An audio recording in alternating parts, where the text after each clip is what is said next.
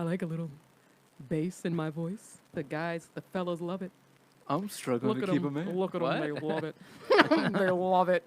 Hi, guys. Welcome back to The Struggle with Candice Thompson. And I am Candice Thompson.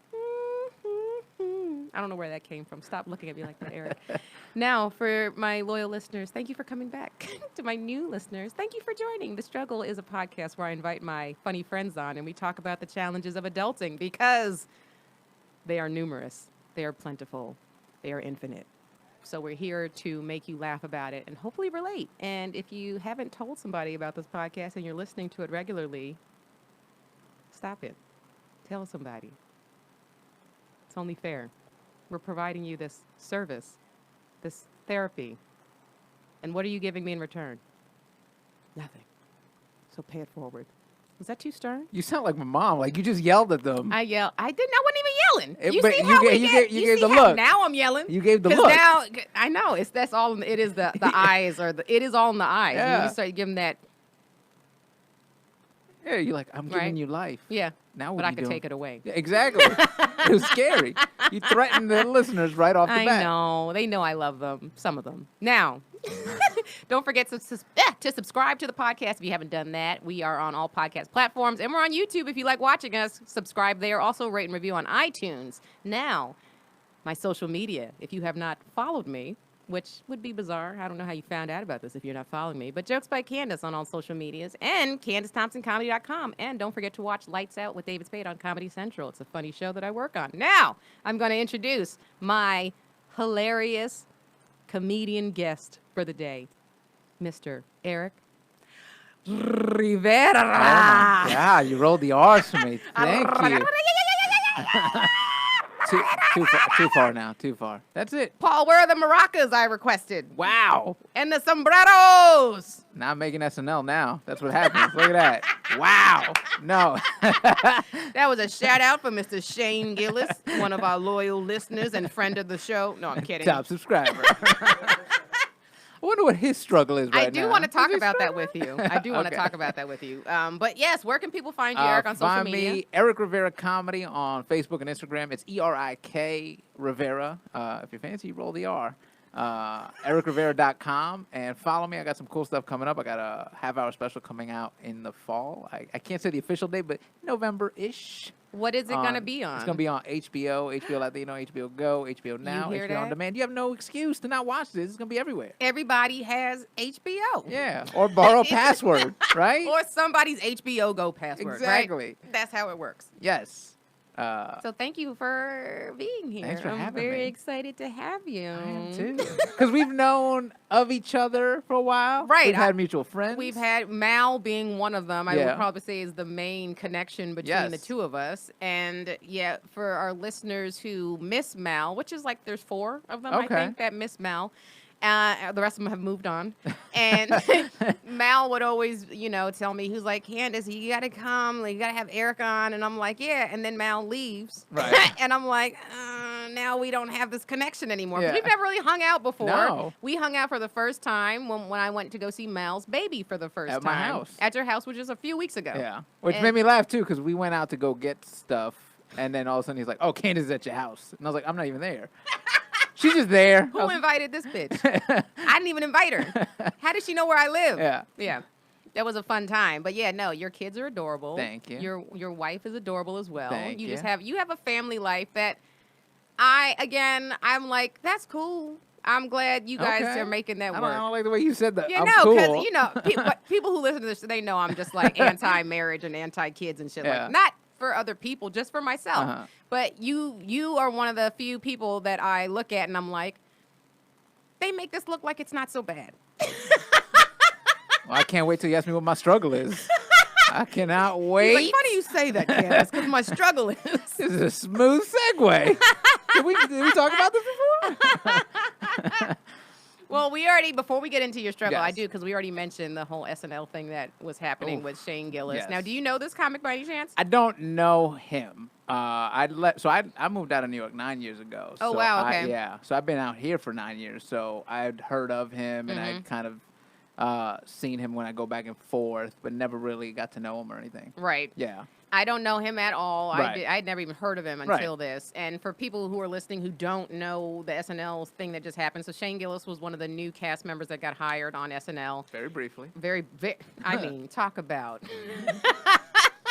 Got hired on a Friday. celebrating on Friday, and then having an awful Monday morning. That's how quickly the turnover was. Oh, yeah. How quickly it was for someone to find him being racist on podcasts. But can I add, it wasn't just that one. It wasn't like a one tweet or four tweet thing. Go for it. It was a lot of footage. I didn't listen to any of it. A lot of footage. Did you listen to it? I listened to the one that came out right after because, of course, I feel bad for the other guy, the first Asian cast member. That guy, who actually turns out he's not the first. He's the first 100% Asian, because Rob Schneider, people don't know, but he's half Asian. Okay. And that was back in the 90s when he was Right. on the show. And then also Fred Armisen is part Asian as well. Okay, Yeah, wow. yeah. Lauren really likes to hire ethnicity without you Ambiguity. realizing they're he ethnic. likes and like Maya Rudolph. Yeah. Everyone like, we need more black women on SNL, and they completely forgot that Yeah. Maya Rudolph is half black. So Yeah, because anyway. right now people are like, oh, we need Latinos. Like, Melissa's. Melissa, right? He likes the ambiguous, He likes to sneak which them in. might be good news for me. Maybe. Yeah. Candice, you don't claim you're black, do you? You want to be on SNL? We Actually, need more black women. Hi, I'm right here. Okay. I never knew. So Tony yeah, Baker. I felt bad for that dude because it was like it literally just dampened his shine. I mean, really, he dampened his shine. Yeah. Like, right, this was completely preventable. Yeah. Because, like I said, I didn't listen to it, but I heard enough from just reading from people in the, other comics talking about it and reading some articles. But it was pretty, like, from what I heard, if he wasn't even trying to make a joke. Right. They were just sentences that Yeah. were said with racial epithets Right.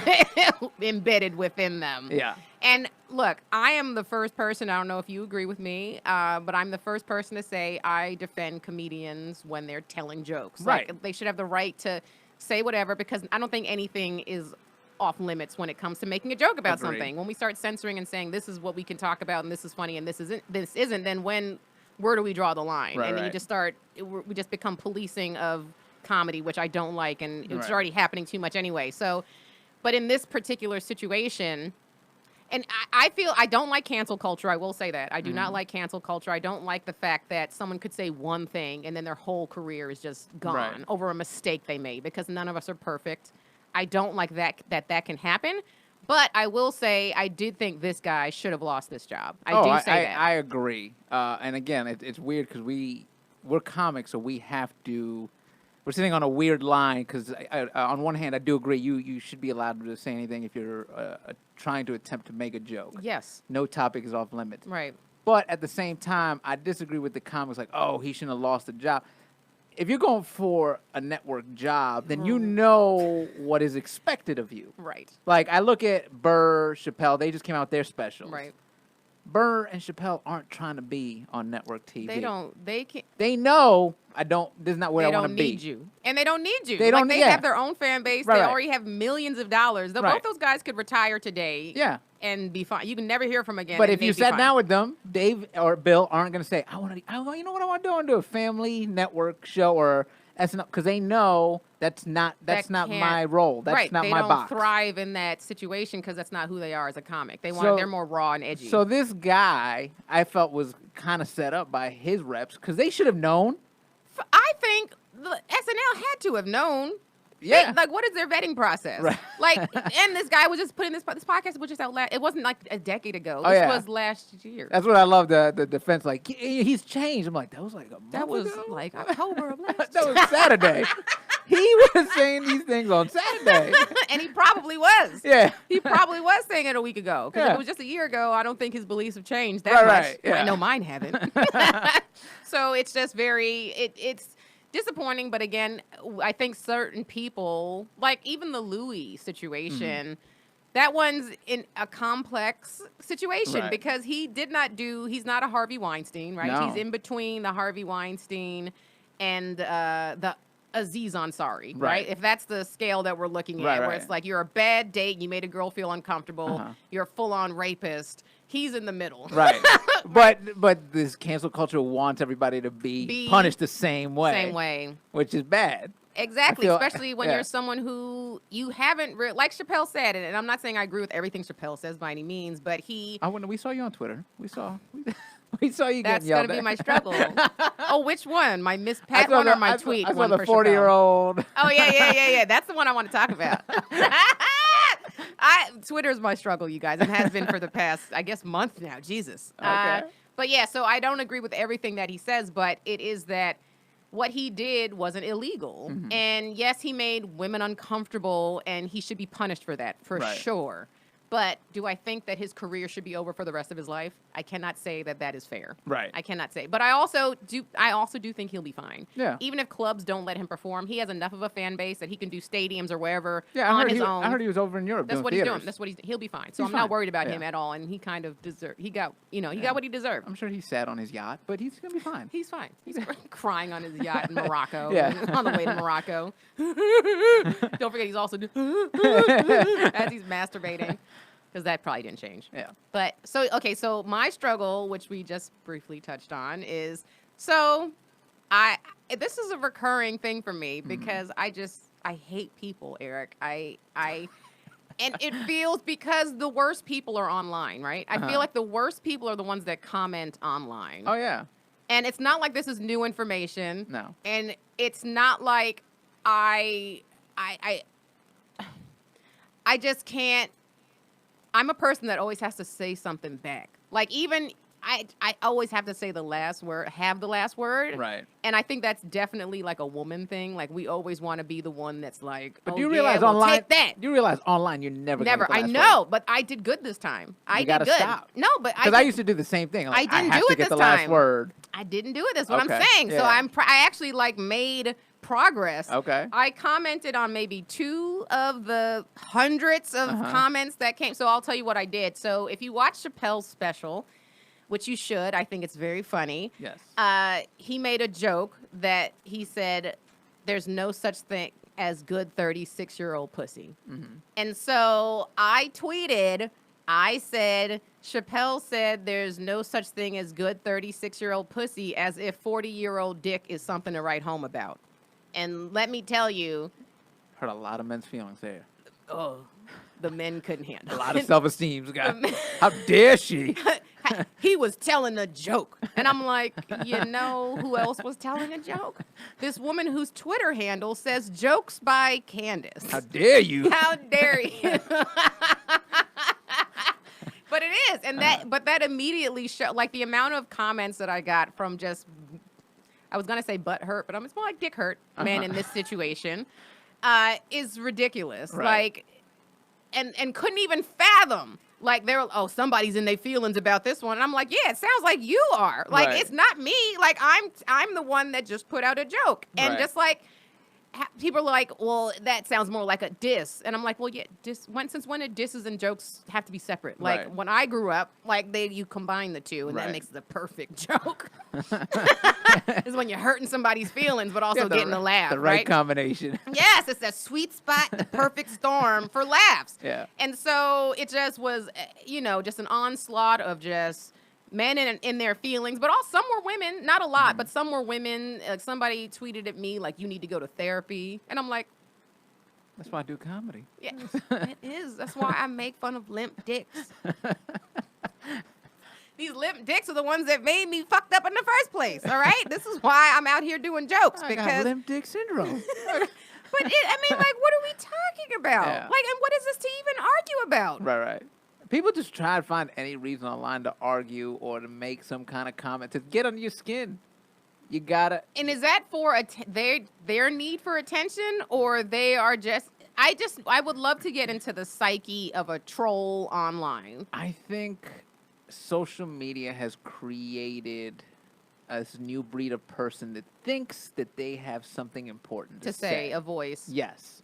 So you'll tell a joke. And they're like, oh, I could tell a joke too. I've got my own platform. I've got my 12 followers. They know what's up. And they don't realize they don't. They don't. It has opened up. I think I've complained about this before a long time ago. It's like how it has completely given people voices that don't deserve. And some people don't realize you don't have to say something all the time. No. My favorite now, I'm getting a lot of backhanded compliments. Like I get the compliment and then From online people? yeah, and then like a shitty piece at the end, and I'm like, well, y'all, you could have left that shitty From piece out. complete strangers? Yes. Like what? Do you have an example? Like of one? I posted a video the other day on Instagram, and it was like, not your best work, but thanks for the laugh. And I'm like, well, you could have just said thanks for the You laugh. could have, or not said anything. Yeah. There's that. Yeah. There's always people listening. If Yeah. you are feeling compelled Yeah. to comment on somebody's work, Yeah. the art they put out, and it's negative, keep it to yourself. Yeah. Just keep it to yourself. Yeah. That's legit like walking up to somebody to their face Right. and telling them, you should probably quit comedy. Right. It's that same, and if you wouldn't do that to somebody's face, then you probably shouldn't do it online. Right. Because it's not. But they hide behind the keyboards and the monitors, so that's how they feel big and Because strong. no one will ever walk up to somebody. They won't. I don't like what you're doing here. No, they won't. Yeah. My manager told. I mean, when I did the Tonight Show a couple of years ago, she was like, Humble Candice. brag. She was like, oh no, my brags aren't humble at all. Okay. When I say it, I'm full on. I'm just bragging, guys. And so she was like, Candice, don't read the Can't comments. read any of those comments. And I was like, well, I wasn't going to. But Now now that you watch it. now, right, I legit told myself, do not read the comments. And then after she said that, I was like, I got to read the comments now. And then, of course, I started cutting myself that night. No, I'm kidding. Because people become comedy connoisseurs. It's just like Yelp. When you read Yelp, like the things people complain about on restaurants or meals. I watched The Woman, and I hate to admit this because it's just... My oldest son, he's about to be 7. Mm-hmm. And if you gave him the option of where do you want to eat, his favorite meal is the soup at Olive Garden. So we were Hilarious. at an Olive Garden. Hilarious. Just for him. Just for him. 'Cause He nobody loves else this wanted to soup. be We there, live in yeah. Los Angeles. It's 90 degrees, and this kid wants soup. And there's so many other options. There's so many options. Wants this damn soup. It's the zuppa toscana. It's potato sauce. He loves this soup. I call him my little old man because if it was up to Hilarious. him, he would read all day at home and drink soup. I will say that he was so serious. Oh, yeah. There was one of my favorite moments while I was over at your house was when your wife was, I think she was getting him some water or something, or she was doing something else, and he said, I need some water. Right. And she's like, I'm going to get it for you in a second. And he goes, she never listens to me. He's like a little adult. It's insane. And I was just I was like, that is a man Yeah. trapped in a little person's Oh, body yeah. right now. I ask him all the time, like, where did you come from, man? Yeah, no, that's so funny. And So- his personality is so different. So we're at From your the youngest. Olive Garden, and at the table next to us, this woman is complaining about this pasta. And she legit calls the manager over and starts explaining to the manager how she would have cooked the pasta. And I felt like At just walking Olive up to Garden. going, you're at Olive Garden. What did you expect? Yeah, there's pictures of a Rome, step Italy. above ramen Yeah, noodles there's, right there's now. pictures of Rome and Italy up on the wall. Doesn't mean Doesn't this is mean authentic. this is authentic Yeah. and this is where this comes from. Yeah, but it's that I have to voice my opinion. I'm important, and I'm gonna get this out. It wasn't always like this until social media showed up. Now people all And have a need to say something. But it's just, and I don't know what to do, Eric, because I feel, because I'm in LA, which is just a city of terrible people. So I'm in a city of terrible people because of it just attracts the worst people in this industry. And then I'm online seeing so much negativity. I just Right. feel like I'm trapped in this like bubble of just the worst people. And Right. it's like I can't go, which is why I'm very excited about. I'm going home to Cincinnati in October just to get away. Okay. But like it's overwhelming. Right. Like I felt a palpable just from all. I'm like, this is how many stupid people there are in the world, and just from this tweet, and I'm like, this is just a fraction Oh yeah. of the stupidity that exists. Yeah. And so at times I just feel like I just want to give up. I do. I'm like, why am I out here? I'm trying to fight the good fight. I'm trying to like enlighten people with my comedy and also like make people laugh, but Right. also start conversations about things with, just being edgier and talking about things that I think need to be discussed. But I'm like, am I just doing this for nothing? Because people legitimately just sound stupid. Oh, Am I yeah. just wasting my breath? No. So that's what I feel like. Okay. I go back and forth with, especially like just this past week is like, Uh-huh. am I doing all of this for anything? I feel like I've been doing comedy just for myself. It happens sometimes. Should I quit? No, don't quit. What's wrong with you? Why would you?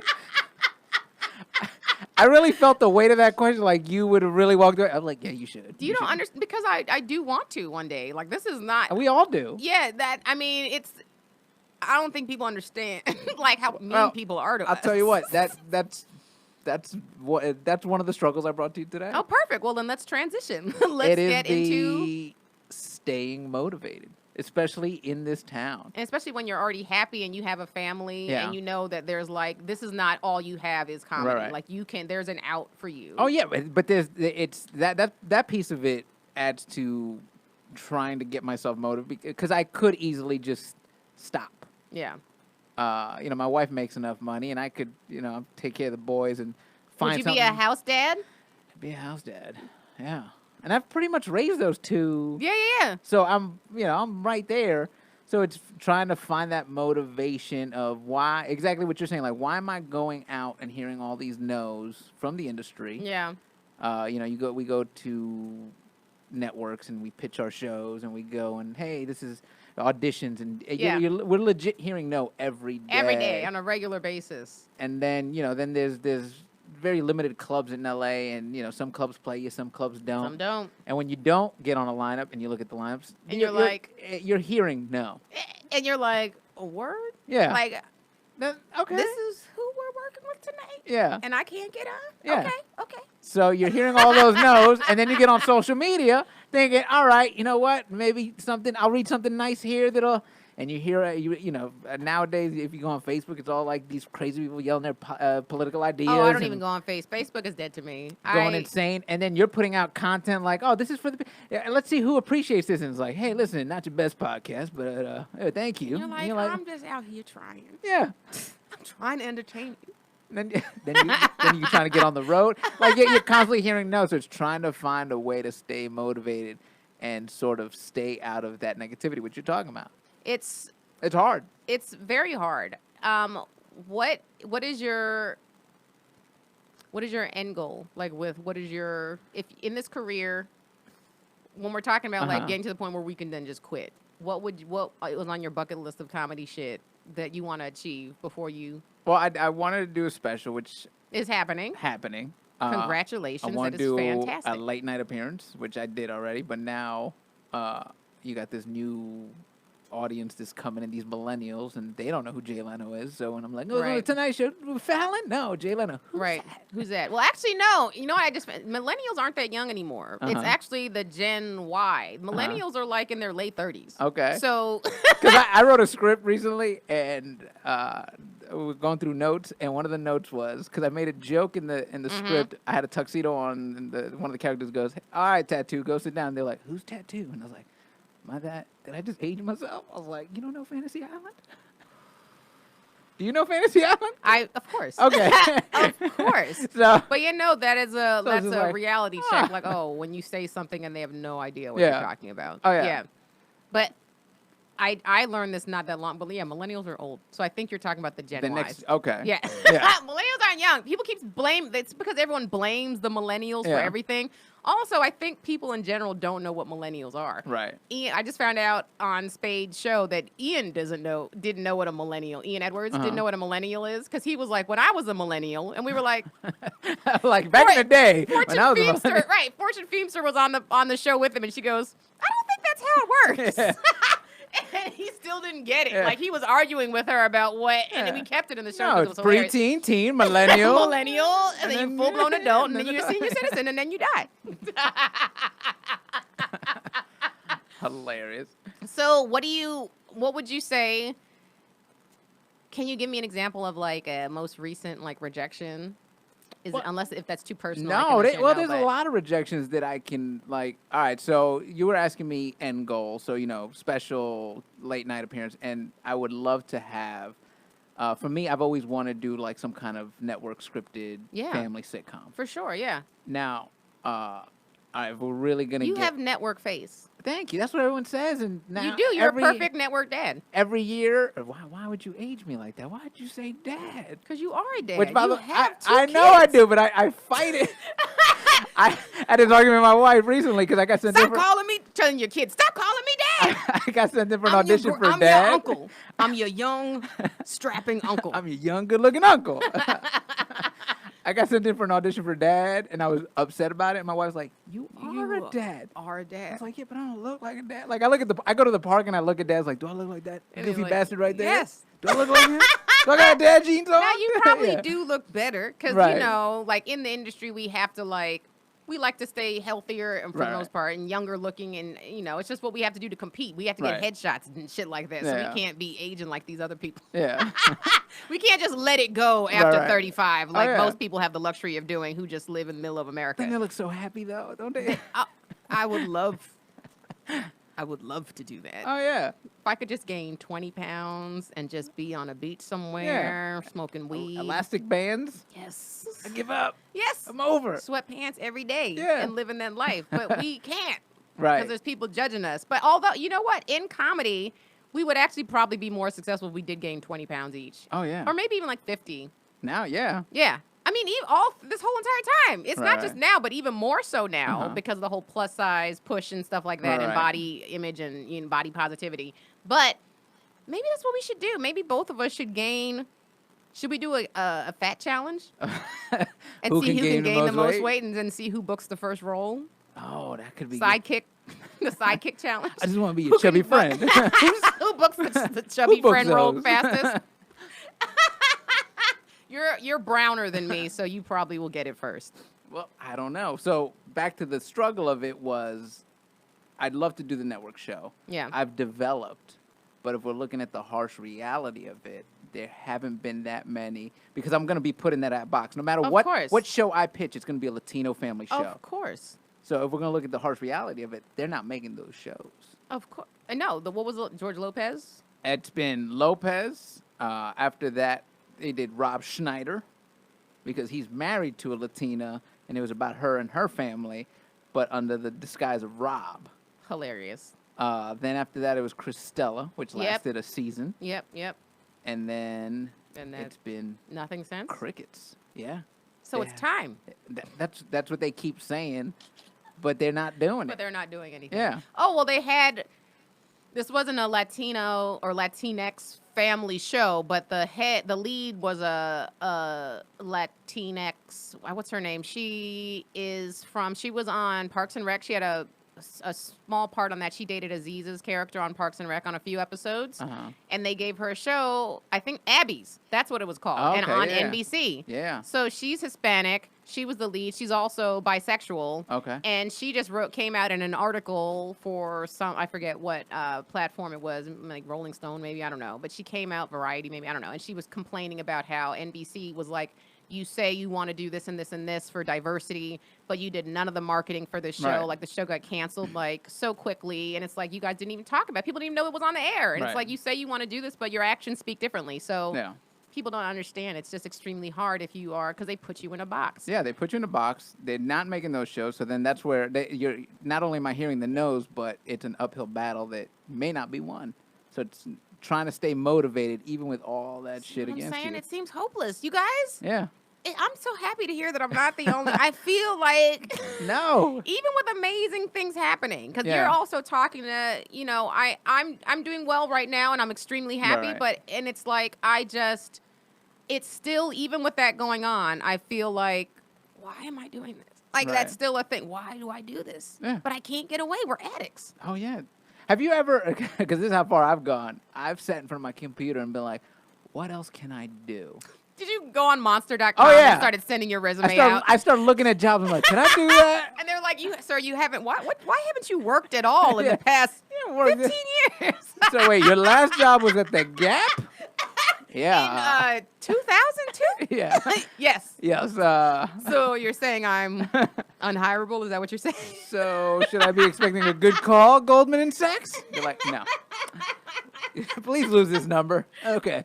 But no, seriously, what would we do? Can we talk about that for a second? If we were to leave this world of comedy, how would we go on to function as regular people? Because who would take us seriously? Oh yeah. If you were to go, where could we go? Aside from trying to start our own business in Right. something and doing retail. Right. Because as far as skills are concerned, Yeah. we have such a gap Oh yeah. in stuff like regular work Right. that it's who would hire us at Yeah. this point. I So don't I know. see, that's why you see people sleeping under tunnels. Oh yeah. I always wonder, and especially in LA, you see all those tents and stuff. I'm always like, how many of them were stand-up comics? Because I'm sure. At least 30%. I'm sure a lot of them like, I used to play the store. My name's up on the wall. What? At least 30% for sure. Right. And Eric, I don't know what to do because I can't make it go away. But I do think a vacation. You guys go on vacation? We do go right? on vacation, and it's thank God for her, because for me, like, culturally, like, that wasn't a thing we ever did. Like, my parents always worked, so it wasn't like, oh, we're gonna take 2 weeks off and go. Oh yeah. On vacation. Vacation's a brand new concept to me, and she when she vacations, She's like, we've been to like Maui, to like resorts, and I'm like, this is nice. Yeah. What are we doing here? Why don't we just stay here? Yeah. That's the thing is, if when I've been to Hawaii, I'm like, if I was here, I wouldn't even work. I wouldn't mind being homeless in Hawaii because you wake up on the beach every day. Yeah. No, it's such a laid back attitude there. Nobody would judge you on the beach if you were homeless. It was like, We met a guy there who was showing us around the first time we went to Hawaii, and my wife was like, "Oh we could live here." And I was like, "Really?" She's like, "Yeah, I would just give up everything." And the guy showing us around was like, "Yeah, if you go to Costco, you can buy boogie boards and rent them out on the beach." And I was like, "This dude's got a hustle. Look at him." it's such a better lifestyle. Yeah. And notice there's no comedy there. Like no. I loved it. The comedian in you were like, "There's no comedy. I could probably start a room." No, I would not. I wouldn't ruin the sanctity of paradise there with comedy. But I think that's why there are no comedy clubs like. And I know people have tried. Like there was a festival that was in Maui, right? And they stopped it. And there's nothing that's funny in paradise, right? There's just nothing because everyone's happy. Yeah. Like there's nothing to make jokes about. Don't Everyone you hate it how it's so perfect here. Yeah. What are we talking about? Yeah. What are we talking about? So it makes it very difficult. But I do think about that when I fantasize of just escaping. Right. Where? Wait, no, that's not what I wanted to ask. What were you? When did you start stand up? I started 15 years ago. Oh, I was right when I said 15. I was just shooting in the dark with that one, but that was accurate. When did you know that this was what you wanted to do? I knew as soon as I got up on stage the first time. I was like, oh, I can do this. Okay. Yeah. So you must have had a good set. I had a great set my first time on. Your first time was great? Which is funny because... In New York? In New York. I was at Pace University at the time, and I was part of the student organization, and we would put together these comedy shows. So I got to meet a lot of comics. I got to hang out at a lot of comedy clubs before I even started. Yeah. Because they made the mistake of like, anytime you want to see a show, just let us know. We'll put you on the guest list. Like, oh, cool. So I was like, at the time, I didn't realize who I was watching and what I was watching, but I was like watching Attell. I was watching Geraldo. I got to see like Hedberg, Patrice. Like I got to see these guys in their heyday. Kevin Hart, before anybody even knew who he was. I saw him hosting at like the Strip. He was hosting. So like I got to see these dudes on a nightly basis. That's amazing. Yeah. And just I became so in love with comedy. I was like, oh my God. Like, and then one day it just clicked. I was like, I want to try this. And there was this one comic, and he was like, you got, because I asked a bunch of them, like, just do open mics, just got to get. And there's one comic was like, if you need, I'll help you write material. I was like, all right, cool. I got the Judy Carter book that everyone gets, has the Comedy Bible. The Comedy Bible by Judy Carter. Yeah. That was told my friend Dewano, and so I talk about regularly on this podcast because he's the one who introduced me to comedy. Right. He's the one that was like, you have to get, and this is back in 2006. Yeah. I still tell people to get that book. You got to get the Comedy Bible. Yeah, when people on IG or Facebook send me messages, hey, I want to try it. Get that book. Yeah, get the book. Because the book keeps, number one, puts you on a schedule and also teaches you how to write a joke. Yes, it's not going to make you funny. Oh, but it will teach you the foundation of what the basics of what tools, you need. Right. What you need. So I'll never forget this because this guy, so if you look him up, Brad Treckman, little white Jewish comic, older, glasses. He's still performing? Still performs. He looks like, he doesn't look threatening at all. Nicest guy. So I was going to go do this open mic because it's almost like when you're gonna eat healthy. Like I'm gonna start on Monday. Keep pushing it off. So that's exactly what happened. Like I'd finished the thing and I was like, all right, I was supposed to go Monday to this open mic and I missed the Monday and I was like, all right. It was like Wednesday. I was like, I'll just go. I'm gonna start Monday, New York Comedy Club. I remember where and when. He calls me that Wednesday. He's like, hey, man, how'd it go? Because he already knew when I was supposed to be done. You had a follow-up call. Yeah. That's very important. That's Yeah. actually part of in the comedy Bible is having a comedy buddy. Yeah. Someone that will motivate you and go to mics with you and Right. check in on you to make sure, because it's very easy To- to fall off the to fall motivation off, yeah. wagon, which Yeah. is why, and still to this day, you can hear we're well in, comedy, and we're still having motivation problems. Oh yeah. But yes, it So never goes away. He calls me. How'd it go? I was like, oh no, I haven't gone yet. I'm gonna start Monday. Mm-hmm. Brand new week, brand new day. All the excuses. Nicest guy in the world. Yeah. All of a sudden I hear, you pussy. And I was like, what? What? Hello? I was like, did the lines get crossed? Like he's number one, he doesn't cuss on stage, and he's never cussed at me. That's hilarious. And I was like, what happened? Hello? And he was like, tonight, go down to this place, Hamburger Harry's in Times Square. This woman, Gladys Simon. Hamburger Harry's. It was like this hamburger restaurant, and in the back they had An open mic? They had an empty room with like chairs and stuff, and they would stack the chairs, but they bring the chairs out and they do an open mic back there. He goes, I'm gonna call Gladys. I'm gonna let her know you're coming. I was like, okay. Gladys, by the way, She was at least 60 years old. she's like 80 now, and Yeah. she still runs the open mic at the comic strip. There's no young Gladys. No, there's not. She was born 55. I don't think you'll ever meet a Gladys at a club. What's your name, girl? Gladys? Gladys. Ethel. Pearl. It's my So favorite. calls, I get there, and you're Brad Trackman's friend. Sure, we got you on the list. I went up like third or fourth, which I didn't know was a nice spot. I was like, okay, Yes. cool. And I just had a great set to the point where people were like, oh my God, like, He just killed. It's his first time going out. where you been? I was like, oh, this is my first time. No, it's not. You got to come. And they started telling me other open mics to go to. How many people were in that show when you did it? Like in the audience? There was about like 20, 30 people. Oh, wow. Yeah. So it was because it was in Times Square, so they would bark people You in. had a good first experience, and so did that make it harder for you when the first time you bombed? Well, this is what happened. So I do that show, then I do another show on a Thursday. I do another show Friday. Saturday there was no open mic, and then Sunday I did another show. I go to the open mic on Monday. Oh, God. Mind you, I've already had 4 shows under my belt. First one went great. The others went good, where I was still doing it. Yes. Not bad enough for you to be like, fuck this. Monday, I Here we get to go. the New York Comedy Club. There's like 4 people there. And this is a week later? No, this is at late. So that Wednesday was the first one. Oh, Monday it was on- when I okay, had okay, told myself yeah. I was going to start. Yes. Oh, okay, yes. So you get there. It's like, hey man, it's $6 to get on stage. $6? Hold on, it's $6, but we have 2 rooms. You could pay 10 and get up on both. And I was like, well, I'm gonna do both. Not knowing I got $10. not knowing that the same people that were in the first room are just gonna move over to the second room because it was for comics performing for the comics. So They just moved the same crowd. What yeah. a racket. So that piece the of first shit. room is considered the main room. It's a bigger room. That room seats like about 150. There's 5 people in the audience. One dude, I won't forget. He's got a turban on, and he's not Indian. He's like a white dude. He's got a tambourine. He's getting ready to do his set. Oh, he's a comic. I He's was a going to say, comic. why? Yeah. And this before we were talking about racial appropriation. So The other dudes, there's other people there. They're looking at their notes. I get up there and I bomb. Eat shit. Bomb's not even the word. Yeah, What no. what happened? I like just humiliate. Like I felt Of course. awful. Of course. You know, you wanted to I jump wanted. off the roof. I want. Yeah. So I was like, let me get outside. I took a breath. I was like, I'm just gonna do the second one, then get out of here. I Yeah. go in. It's the same people. Now the second room at the New York Comic Club used to be like this long. It was almost like a bowling alley, just one lane. So the stage was The stage was here. There's like maybe one table in front of you, but the crowd was to the sides. That's reminding me of right now because I performed at a place in New York. It wasn't the New York Comedy Club. Okay. Because I did do New York, but it's not that. Right. It was, I forget, the standing room. Okay. Yeah, in Long Island, it was. Yes. It was almost and the it's same. the same setup where it's like there's 2 people maybe in front of you, and the crowd is to your the right side. and your left. So you had the sprinkler system. Yes, you Just- you pivot. You do comedy Yeah. premise, pivot for the punch. Yeah.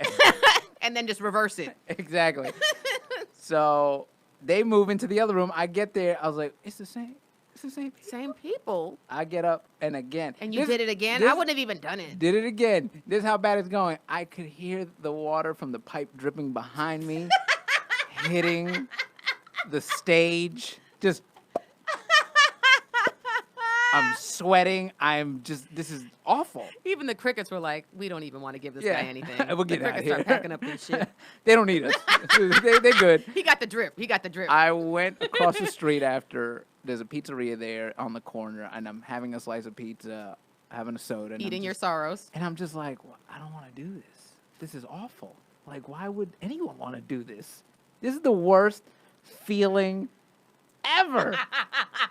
Like, And you had just been doing it for what, four times? You'd only 4 been done times. it? Yeah, so And I'm to feel like you want to quit after only doing it. But then that's what got me to go, wait a second, but the other 4 ones were good. Maybe it's just we this always place. focus on the negative. I was like, you know what? I'm not coming back to this place. And I never did for open mics. Later on, I got past there, and it's a great club. But if I hadn't done those 4, and that would have been my first, you never would have done it been again? doing it, yeah. Wow. Because that feeling was just so, and I had nothing to. If that would have been my first time, I had nothing to compare it with. Yeah. I have nothing. That's amazing. But you know what? I feel like you probably would have ended up in comedy anyway. I don't know. I really feel like you're a friend that called you and called you a pussy. He would have called you again and been like, that's what comedy is. Yeah. And Keep going. I think you're funny and you need to keep doing this. Right. Yeah. That's what would have happened. But Okay. like the balls on us. Yeah. To, But to be like, I could do this again. yeah. But Okay, that's fine. We're insane. Yeah. Okay, I have a question for you because this is someone I got into an argument with somebody so many years ago. I think I was going to. This was back when I don't even know if you remember this, but they have at the Improv. You know, they have the lab. Yeah. This was when the lab looked completely different. It was before it was remodeled. It was just like a black room, Right. kind of looked makeshift. And they used to do independently produced shows in there, like they still do now. But I don't know if you remember when it was back like that. Yeah, it was. You would walk in and the stage was in front of you. Yeah, and it was black. Yeah, it was completely black. But I went to go see an improv show there one night, which was, I don't even know what this was. This was so long ago. Was I even in comedy at the time? I don't know. All I know is I got into an argument with someone sitting next to me. Complete stranger. It sounds like me. Sounds like something I would do. And about what? So I don't know how the question came about, but he was like, we were arguing. I was like, people can't learn to be funny. I was like, either you're funny or you're not. Right. And he was like, that's ridiculous. You can learn to be funny. And I was like, no. Like, you can learn how to write a joke. You can learn, but it's the delivery. It's just some people's brains work differently. Right. And so we got into an argument about that. And I still believe that I don't think anyone can just be funny. No. And so you agree. I agree. I think you have something in you that makes you funny. You can learn the tools Exactly. to tell a joke, but it's not necessarily going to make you funny. But I think that's the misconception that a lot of people have and that's why so many people try to be funny, like on Twitter, and like we'll post a joke and then they come back and they say something, make a comment. I'm like, and I'm like, that wasn't funny. Right. And so, not that I'm the arbiter of what's funny or not, but sometimes I am. I know enough when something is trash to say that it's not funny, but like, I think that's what it is. It's like, to me, I think because people disrespect what we do so much, is and because they think they can do it. But it's no different than dancing ability or singing ability or gymnastics ability or an athletic ability. Like, I know that I'm not going to audition for the Olympics. Like, I'm not being delusional. Like, I'm not at that skill level. I cannot do that. Like, I'm not slow, but I'm not fast. Like, I'm okay. Yeah. I'm okay. So I was curious as to what your input was on whether or not you can teach someone to be funny. I don't think you can teach somebody to be funny. Because we've seen it. We've seen people with followings. They're like, I'm going to do comedy now, and you're like, oh, please don't. Please stop. Please don't do this. But here's the thing. Now that I'm thinking about it, after having said this, because I think about people that I'm like, I know someone off the top. I was talking to Paul about this guy just earlier before we started recording. There's a comic that I know that I have not seen any progress from in like 8 years. There's a lot of dudes. It's still doing the same shit. Yeah. And now here's the thing is that I don't know if you know, but Sebastian Maniscalco, for a long time, for like almost, I wasn't around because he was before us, but like I heard for a period of like 5 years, he was terribly unfunny. Yeah. And so he didn't quit, and people weren't, I guess, maybe not telling him to quit, but like at what point, and then a light switch just flipped on and he got funny. Yeah. So it's like, how do you know if you're a comic that's sucking, what if Right. you suck for like 5 or 6 years, but you think I should quit or I should maybe Right. how do you know that you should stick? You know what I'm saying? Like he did those 5 years of being unfunny, and then one day now he's a millionaire, Right. multimillionaire. Well, I think 5 years isn't like that's the That's growing. that's still a long time. That's a long though. time, but that's the growing pains of getting funny, finding your voice. But what if someone's at a 10-year mark? Well, at that point. But what if it's another example of Uh-huh. someone who's the switch just might come on in that 10-year and 2-day mark. You know what I'm Right. saying? So I feel bad when I'm just like, someone should probably quit comedy, Right. or they shouldn't be doing this. But it's like they could be another Sebastian situation where it's just. I heard David Tell was like that too. Well, that's why we do it, because we're like, one day they're gonna give us all that money. One day they're gonna give us those deals. We don't. That's what we're hoping for. That's what keeps us going. So we are delusional as well. Oh, of course. Of course. Of course, Candice. Of course we are. One day Netflix is gonna call us. One day all these people are gonna just hand us things. I'm waiting right now. I'm waiting. My phone's on vibrate right now, so I Oh, can hear okay. it just in All case. right. Now, how do you juggle? I'm curious as to how you juggle family and comedy. Because It's hard. was that one of your struggles also? Yeah, that's always one of the struggles, just Great. trying to find that balance of family and comedy, because comedy does take up, or should, like when you first start, it should take up all your time. Of course. You know, you should be hanging out at clubs, you should be meeting people, you should be networking, you should be writing, you should be doing all those things. You know, and I think that I think should be. what? I was like, wait a second. No one What? told me this. What happened? This wasn't in the comedy Bible. Hold on. But you know, it's funny. I think that's why people think they can do it, because we don't show them that side of it. We just get up on stage and everything's so nice and easy, Yeah. and we make it look so right. just Like we literally, because there's times when I'll go up on stage at the store. yeah. And it's like 11:30, 12 o'clock at night. And I will literally just be like, oh, ooh, guys, I just woke up. Yeah. Like, this is the first thing I've done today. Yeah. So it's like, if they take me seriously, they're probably Right. like, this chick is just sitting around all day. Yeah. And Look, I could do that. I could do that. Right. And then you go, and then you know, we're working out that material, and you like whatever the bit is. They don't know you've written that. They don't know you've been all day just obsessing over. Wait, how do I get from point A to point B? And these words, this word needs to go here. Yeah. And if you leave out one word, it's not going to hit as hard. Right, so that you get up there and you're just like, oh, she's just thinking of this up right now. She Yeah. just got up out of bed. I could do this. Yes. So, But a lot of time that is the case. so I'm just a genius, or just I off, am. off the dome. Yep. So now, like the family didn't come till later on. Like if I had started and then had a family, I don't think I'd be able to balance that. But now it's just trying to find that balance of one, you know, spots and being home for bedtime, Right. being on the road, being home for bedtime. You know, trying to do these bigger projects with the bigger picture in mind. How many times has your wife been like, I'm leaving you?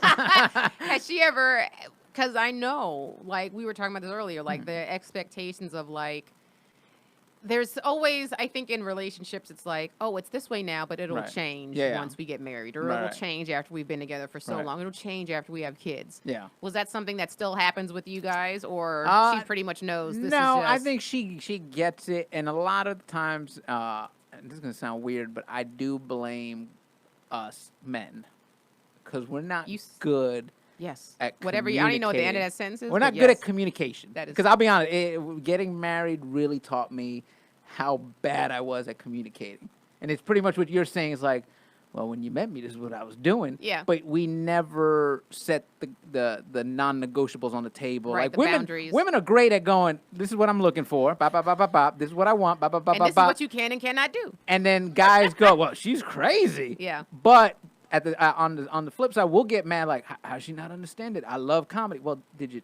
tell her that? Did you tell her, hey, Fridays, Saturdays, true. I have to do spots. Yeah, like I I have can't. to. I can't. That's those not are my an option. nights. Right. I get that's when your friends go out. Yeah. I get that's when you want to go out. But those nights I cannot go Cannot. out. That's my Monday and Tuesday because you work a regular Right. 9 to 5 job. That's my Monday, Tuesday. I Right. have to be there. Right.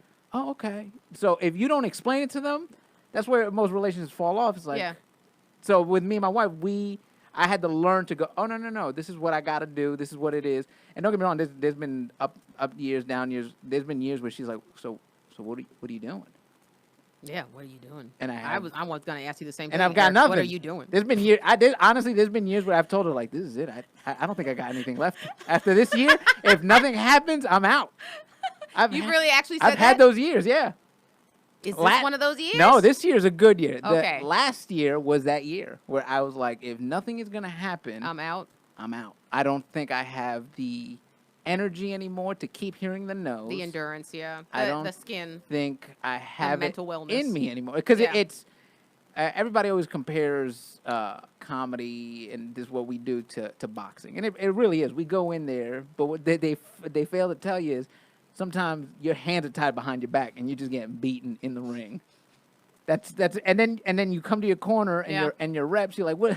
So what's the plan? They just like, I don't know, man. You just Good keep luck. moving. Good luck. Yeah, good luck. I don't know what to tell you. So I've had those years, and last year was one of those years where nothing was happening. I had just parted ways with my management, and I didn't know what my move was. Yeah. I was just like, I have no moves. I'm out of moves. Right.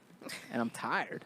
I'm tired of hearing these no's. But who did you sleep with to get the HBO special? I think that's what everybody wants to know right now. Who was it? Who? Harvey Eric? Weinstein.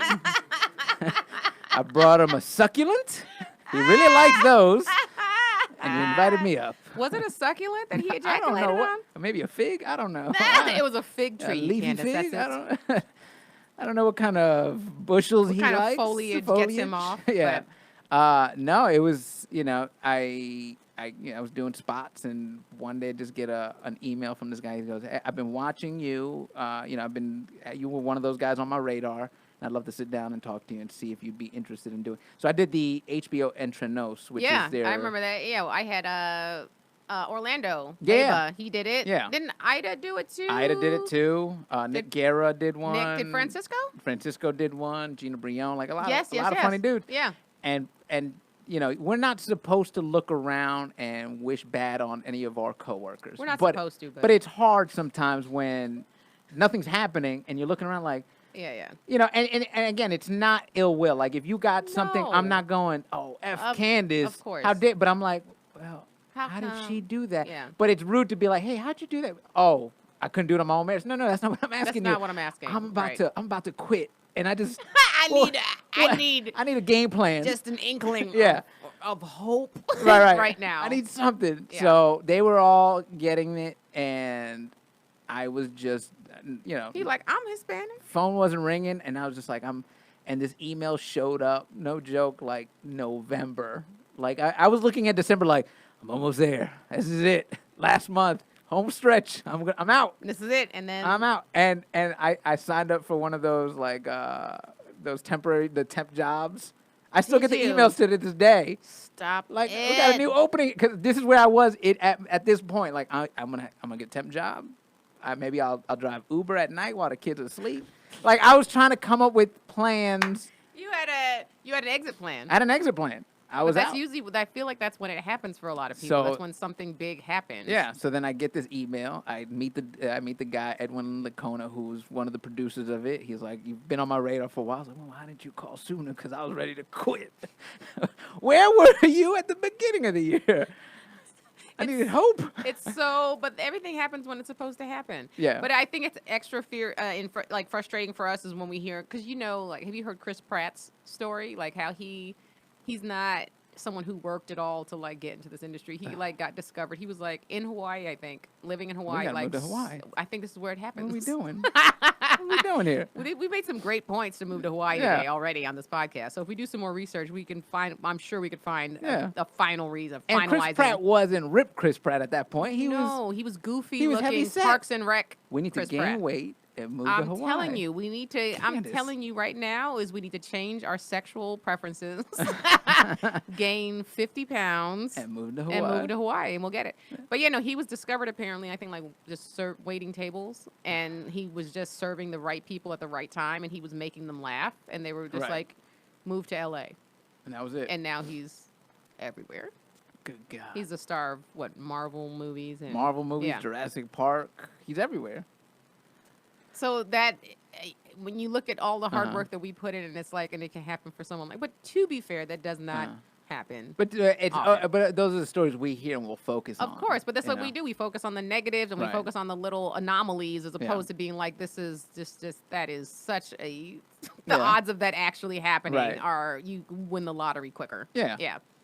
Well, it's sad that you're still doing comedy because I was really That is the worst sentence I've ever heard. It's really sad you're still at it. I could have used an Uber. I could have used the temp assistant. I really could have used some office work done. Your kids could have used a better father, Yeah. and now you are still doing stand-up. Yeah. You've let them down. You have really just let them down. What are if your kids came to you and at the age of like, let's say 18, Right. and they were like, I want to start doing stand-up, what would your words to them be? I would tell them, because I've had this conversation with my wife, I would tell them, I want you to go to college and take business courses or take business courses outside of school because a lot of what comics don't realize how much of a business we are. You're your own business. Yes. So you'll see a lot of comics, and that gets frustrating too, like the comics that are being handed stuff that don't take it serious. And I'm like, Yeah. so I would love for them to take these business courses, take these marketing courses, so you can know what it is we're actually doing. You're a product. Yeah. That you have to now. Like, I look at Kevin Sell. Hart all the time, and I'm like, this dude is a machine. Yep. And he's got this brand, and he's pushing it, and it's like, he's a business, Yes. you know? That's half of it. People don't understand that. Yeah. It's not just the funny part or the Right. talent part. You have to also have a good team of people helping you Yeah. and knowing how to navigate out here because Or even you'll get- Chappelle, like, because you'll throw Kevin Hart out there, and people are like, oh, but Chappelle doesn't do that. He's anti-corporate. I'm like, is he, though? Because if you watch his last couple specials, that big C logo is showing up. That's a business move right there. Oh, Chappelle is brilliant. Yeah. So he knew exactly what he was doing. Yeah. We're talking about from when he started doing stand-up to when he did Half Baked. Like, he Yeah. had a plan, and Yeah. there's no way he did not have a plan. He teamed up with the right people. Right. So, yeah. So that's what I would tell my kids. Like, yeah, the funny is one thing, but I need you to take these classes But you to wouldn't prepare you. You wouldn't try to talk them out of it? No, because they're going to do what they're going to do. You know, and I'd like to know that they're ambitious to try it. The What- reason I do stand-up is because my father and my uncles, they have this thing. They would get together every so often, start drinking. That's how it always happens. Mhm. And then they would always tell these stories of grandeur, of what they could have been. I'll never forget those because those stories stuck with me because I was like, I don't want to be that. I don't want to hit 50, 60 and go, and wonder man, what I if." could have been a stand-up comic, and I never tried, and I never went for it. So at least my kids can look back, and even if I don't make it, they'll go, but Dad never gave up. God, Yeah. Dad Yeah. that was a sinking ship. He should have, but he never gave up. Dad was the blockbuster video of stand-up, and he just went down hard. We were. No one was calling, Ah! and he just kept going. But what if you're. Here's a twist in the question I asked. Uh-huh. What if your kids aren't funny? If they're not funny, I think in comedy they'll see it and they'll stop. That's not the question, Eric. The question is Uh-huh. what if they tell you, they look you dead in your face, and they're like, we want to be comedians. They want to be a brother act. Uh-huh. There's two. They're going to be on stage, two of them. Uh-huh. And they're like, we want to do this. And then let's say, I will encourage them, but I feel comedy itself will give weed them them those out? lessons. Yeah, because and I hate to do this to them, but a couple. What was it? Last year, they Richard Pryor's son came out and did the Apollo. Mason. Was that last year? Was it last? I feel like it was at least 2 or 3 years ago. And bombed And what did the terribly. Apollo do to him? Oh, what the Apollo does. I have not heard of this man since then. Can I tell you that he should have been very well prepared for this moment Uh-huh. because I saw a moment when Tiffany Haddish queefed him off the stage at the Comedy Store in the OR. Okay. So that's where I expect comedy to teach those lessons to go, you know what, I need to stop this or change my name. I don't, But that goes, and we think, you would hope that your kids would not be that delusional. Right. But again, back to the Dave Attell, back to the Sebastian Right. Maniscalco stories, it's like sometimes it takes a long time of sucking before you actually get good and something just clicks Right. in you. But what if they've been doing it for 10 years? Well, What if they come to you at 30? at that point, they've got the business degree or the marketing degree, and then they can go off and get a regular job. But what if they're still trying to do stand-up? God bless them. I can't. You What wouldn't am I you gonna wouldn't give them a do? talk? I can't. You wouldn't be like, Okay, guys, let's have it. I mean, I might ain't like, hey, so what's the plan here? I'd give him that speech, but I'm not going to tell him to quit. You can't tell somebody to quit. Yeah, you can. I feel like that should be your next podcast. I just call people on my podcast. Are you available next Yeah. Saturday to record so I can tell you to quit comedy? Candice Thompson, I got something to say. Just crushing dreams. That would be a podcast. I mean, talk about this would be an endless. I would never run out of guests. I would never. There's a couple people I'm thinking about right now that I could call. Uh-oh. Like, just do a quick pop in. I don't need a lot of time. So This you're is the first, special. I got to talk to you real this is the quick. first 5-minute podcast. Have a seat. We're letting you go. I speak for comedy. Who is we? The comedy community. Your numbers. Let's. We've been having secret meetings, and it's time. Yeah. Eric, I'm so sorry. How much time do we have left? Is good? I feel okay. I was gonna say, I was gonna ask you for one more quick struggle, but I think we've run out of time. Okay. I apologize. We don't have time for your struggle. Okay. As I was saying, I'm not here to help you in any way, shape, or form, Eric. I hope know. this podcast has not made you worse off than when you came in. I'm considering gaining weight and moving to Hawaii. I'm telling you, that's not a bad. If I have convinced you to do that, then I would say that this was definitely one of the more successful I episodes. feel like in 5 years, you're going to be sitting down with Mal or somebody like, whatever happened to Erik Rivera? I heard he moved to Maui. he's gonna be playing a ukulele. Yeah. He's gonna be on that reality show, My 600-Pound Yeah. Life, playing a ukulele. But he's happy. Look at him. He's Look at smiling. him. His skin is glowing. Look at That's the bacon grease. That's why he's glowing like that. That's the Crisco. The fatback he just rolled over in.